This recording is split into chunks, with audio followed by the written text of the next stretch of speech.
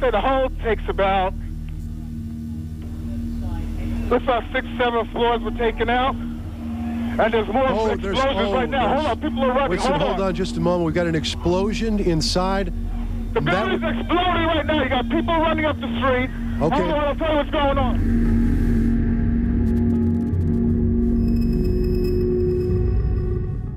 1号棟の48階から50階に入っている第一勧業銀行などおよそ300人は退避して無事です。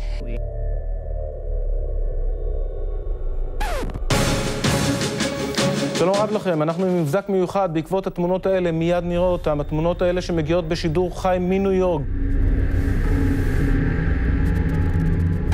There been any further confirmation of the fourth aircraft that crashed in Pennsylvania, that it may in fact have been directed either at Camp David or perhaps even the White House?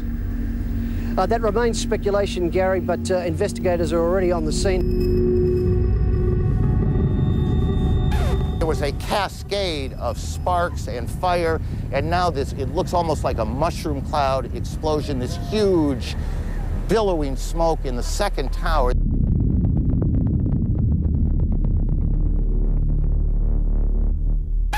There you see in the background the first of the twin towers coming to the ground. We're not sure if there were any other explosions at that time.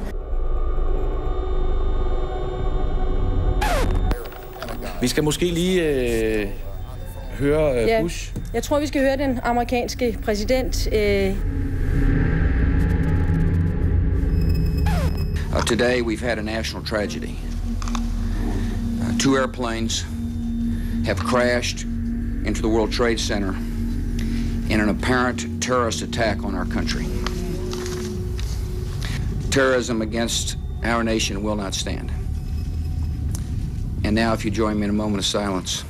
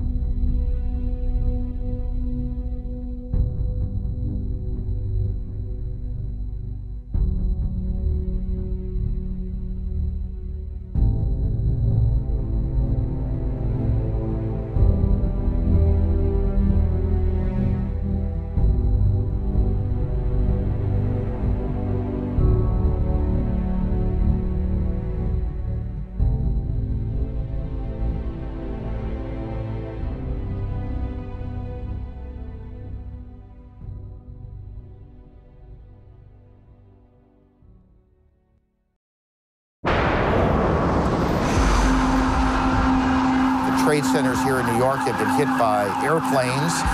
In Washington, there is a large fire at the Pentagon.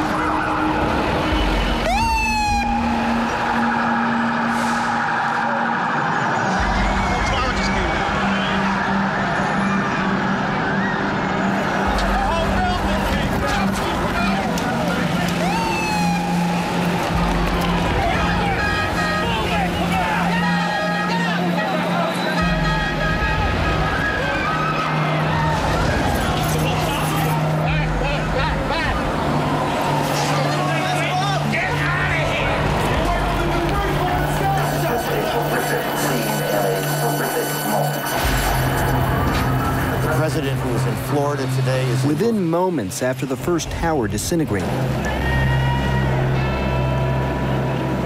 An eerie silence fell over lower Manhattan.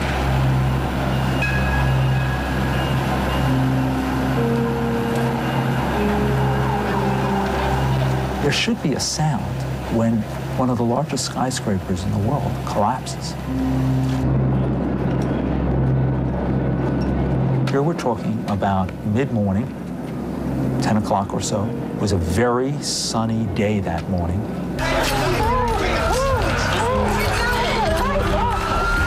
You were suffocating on large particles that were stuck in the back of your throat and your nose, this fine dust that you would constantly choke on.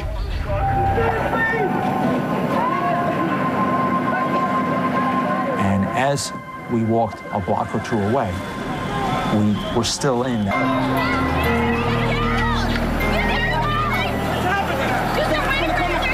And there's, you can see, perhaps the second tower, the front tower, the top portion of which is collapsing. Good Lord.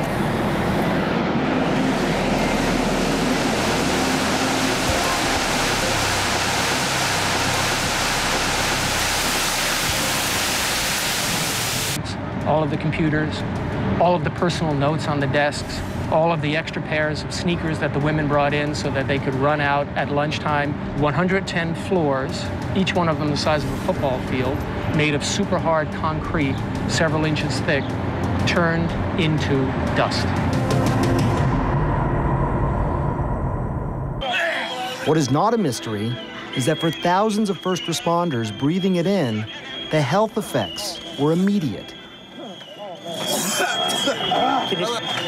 The dust was incredibly irritating. When you look at this dust under a microscope, the edges are incredibly rough. They're not smooth edges, and this was burning their nose, their tongue.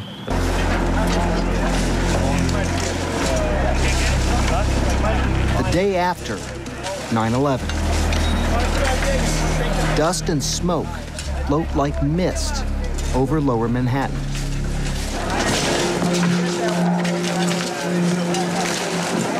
That very iconic facade of the building, those long steel fingers that went all the way up 110 stories that have now collapsed, there's a part of it. The dust clung to everyone and everything.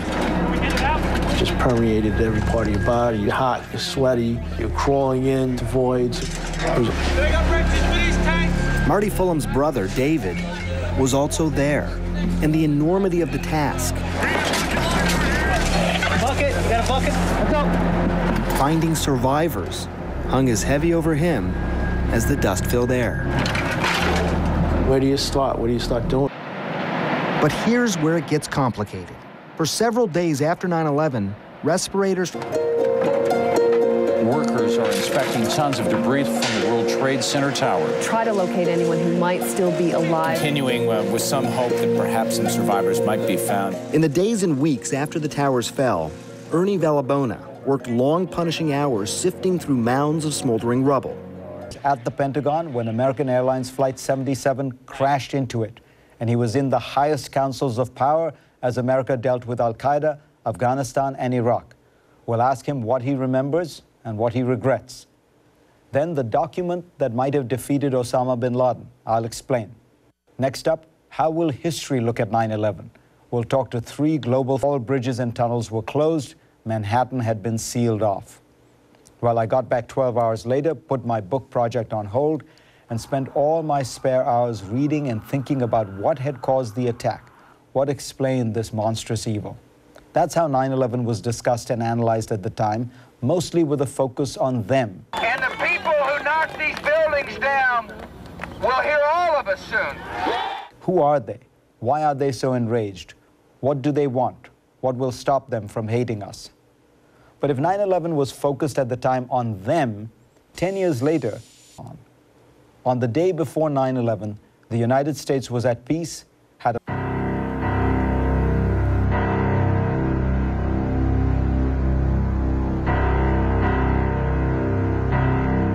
September 12, 2001. The New York Mets are on a bus from Pittsburgh back to a devastated New York City. As soon as we saw the spotlights and the smoke still coming up. Rick, Harvey, Peter, Paul. Families remember lost loved ones, those killed in terror attacks 10 years ago. This ceremony in New York drew thousands of people.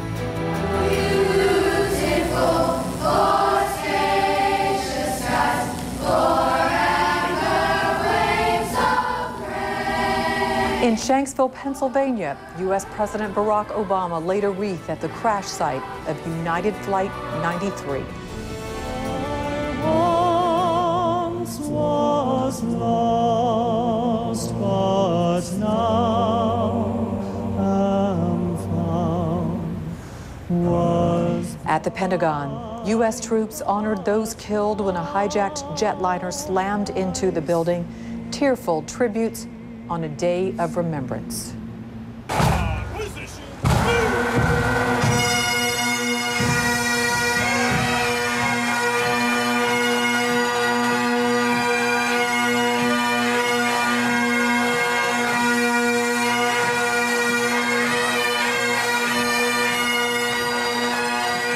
We will not fear. Even though the earth be removed, though the mountains be carried into the midst of the sea, the Lord of hosts is with us. The God of Jacob is our refuge. Please join in observing our first moment of silence.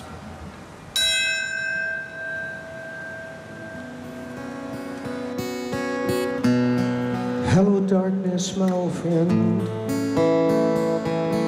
I've come to talk with you again. Gerard A. Barbara. And my father, Sean Edward Bowman Jr. Firefighter Gary Richard Box. Christopher Joseph Blackwell. And my dad, Michael Batch. We will always love you. And as you always said, Daddy, we got your back. God bless New York City, and God bless America. God bless every soul that we lost. God bless the family members who have to endure that loss. And God guide us to our reunion in heaven. And God bless the United States of America.